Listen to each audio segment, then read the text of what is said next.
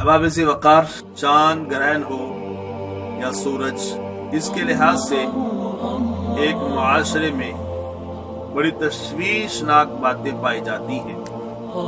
کہا جاتا ہے کہ جس وقت چاند کو گھن لگتا ہے یا سورج گرہن لگتا ہے، اس لحاظ سے جانوروں کے متعلق ان کو اٹھایا جاتا ہے۔ جو جانور امید سے ہوں وہ اپنے بچوں کے معاملات میں ہوں، اسی طرح جو حاملہ خواتین ہوتی ہیں ان کو سختی سے کام کاج کرنے سے، کوئی چیز سبزی پھل وغیرہ کاٹنے سے منع کیا جاتا ہے کہ جو پیدا ہونے والا بچہ ہوگا اس کی موت و حیات کے لحاظ سے کہا جاتا ہے کہ اس کے جسم کے اوپر اثر پڑے گا۔ تو کیا ایسی باتوں کا شریعت کے ساتھ، دین کے ساتھ کوئی تعلق ہے؟ آئیے میں آپ کے سامنے نبی کریم علیہ الصلوۃ والسلام کا فرمان پڑھنے لگا ہوں کہ کیا ایسی باتیں دین کے اندر ہیں، ان کا کوئی دین سے تعلق ہے۔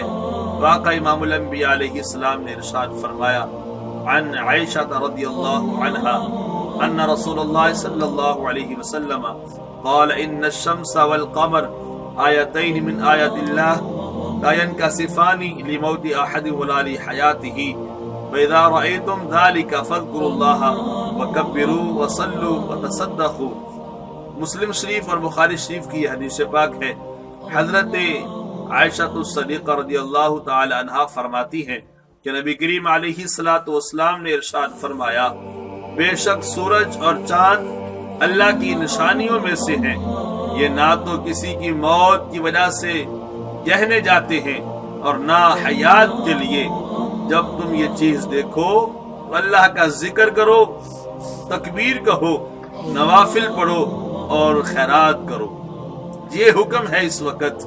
نبی کریم علیہ الصلوۃ والسلام، حضرت ابو باقرہ سے روایت ہے کہ جب ایسا موقع آیا تو ہم نبی کریم علیہ الصلوۃ والسلام کے ساتھ تھے، تو آپ نے مسجد کا رخ کیا، ہم بھی آپ کے ساتھ مسجد میں داخل ہو گئے، حتیٰ کہ آپ نے 2 رکعت نماز نفل ہمیں پڑھائی، بغیر بلند آواز قرات کی، یعنی کہ آہستہ آواز سے قرات کی، قرات کو طویل کیا یعنی کہ لمبا کیا۔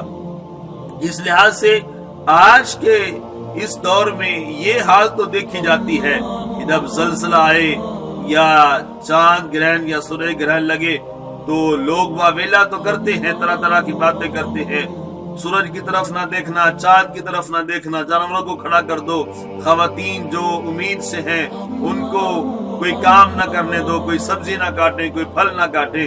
یہ سارے معاملات تو ہیں جبکہ ان کا دین سے کوئی تعلق نہیں۔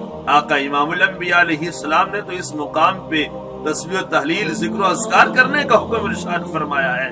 اس لحاظ سے چاہیے کہ جب ایسا کوئی موقع آئے تو ہم بجائے کہ واویلا کرنے کے، جو دنیا کے رسم و رواج اور من گھڑت باتیں ہیں ان کی طرف دھیان دینے سے چاہیے کہ اللہ کا ذکر کریں۔ اللہ کے ذکر میں ہی ہماری نجات ہے۔ رب ذوالجلال ہمیں ہمیشہ، ہر لمحہ، ہر لحظہ اس کے ذکر میں، اس کی یاد میں وقت گزارنے کی توفیق عطا فرمائے۔